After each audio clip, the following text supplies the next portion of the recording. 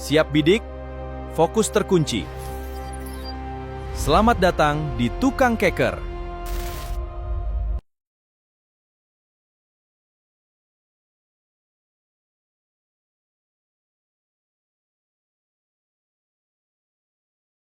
Tindakan usul dalam memberikan surat 2 kali itu offside.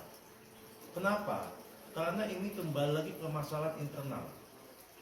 Kalau dilibatkan adanya usulan dari PWK, seharusnya PWK menyelesaikan dulu, baru dilakukan adanya tindakan hukum.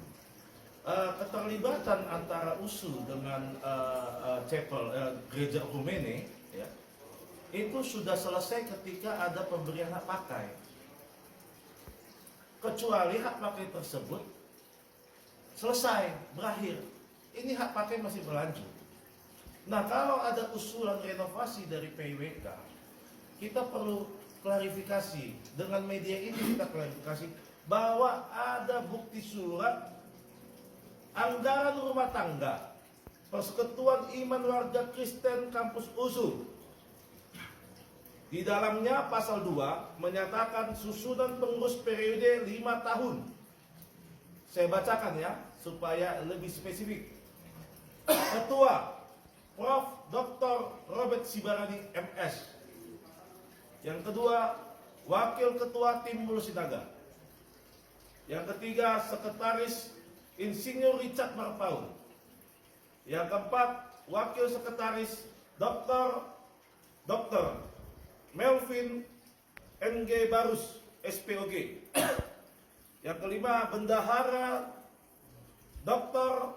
Diana Barus. Yang keenam, Wakil Bendahara Prihatin Manila. Yang ketujuh, bidang-bidang pelayanan Pendeta Ance D. Sihotang SP MDiv MTH. Masa jabatan selama 5 tahun. Ditandatangani oleh Wakil Rektor 5 Universitas Sumatera Utara Insinyur Luhut Sihombing. Pertanyaan saya, anggaran dasar mana yang mengatur SK pengangkatan? Pengangkatan itu diatur di dalam surat keputusan dan ditandatangani oleh pejabat PWK yang menjabat sebelumnya. Nah, kita lihat bahwa ada anggaran dasar PWK di tahun 2007, di 2011.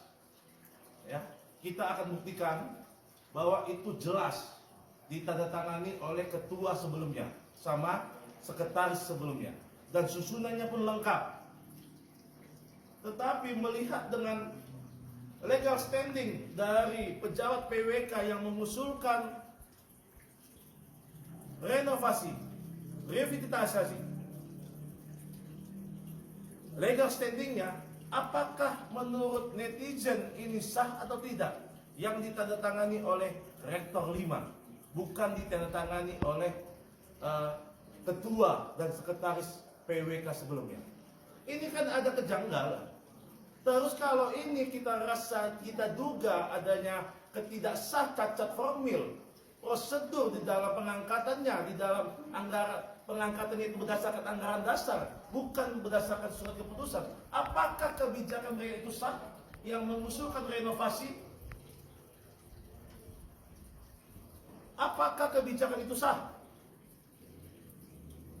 Jadi kalau lihat kepada topik yaitu surat pengosongan bahwa Pendeta Gloria Vale harus berkoordinasi sebelumnya sama PWK, berarti PWK ini yang mensinyalir. Sedangkan legal standingnya kita katakan kepada kalian ramai, kepada publik, diduga tidak sah.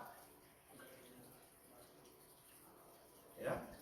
Nah, jadi saya rasa kembali dalam pertanyaan, Universitas Sumatera Utara seharusnya menunggu dulu apakah PWK ini sudah menyelesaikan dengan permasalahannya terhadap majelis, terhadap Pendeta Gloria Vale, sampai selesai baru mengasih tindakan actionnya.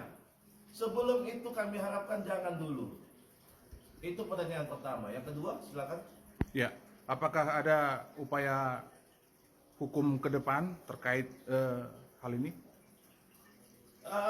Upaya hukumnya sebenarnya jelas ini ada tindak pidana kriminal ya. Tindak pidana yaitu penghentian beribadah, pelarangan ibadah. Jelas ini ada tindak pidananya. Tapi setelah kita rapat berulang-ulang, kami ada kasih, yaitu mengutamakan musyawarah secara kekeluargaan. Tapi kalau musyawarah itu sudah diatur untuk menjebak pendeta kami juga tidak mau. Musyawarah itu harus dihadiri sama yang berkompeten, yaitu Kemenak, Kementerian Agama, Pusat, Provinsi. Difasilitasi untuk mediasi. Dan jumlah yang datang hadir itu harus korum, harus berimbang korumnya. Ya, seandainya nanti pada saat musyawarah tidak ada mediasi, apakah ada upaya hukum lanjutan? Kita akan, kalau untuk menjawab itu saya serahkan pada pimpinan saya. Silakan. Ya. Iya, itu tergantung kepada situasi yang akan berkembang ke depan ya. Tapi posisi kami saat ini adalah posisi bertahan dan bukan posisi yang sifatnya ofensif ataupun menyerang. Artinya kami tetap mengedepankan mediasi, menyelesaikan segala sesuatunya di luar jalur pengadilan. Tapi apapun itu segala kemungkinan bisa terjadi, kami hanya bisa mengajak seluruh pihak, para pihak untuk duduk bersama menyelesaikan persoalan ini, karena ini adalah konteks persoalan yang berkaitan dengan kerohanian. Itu saja. Ya.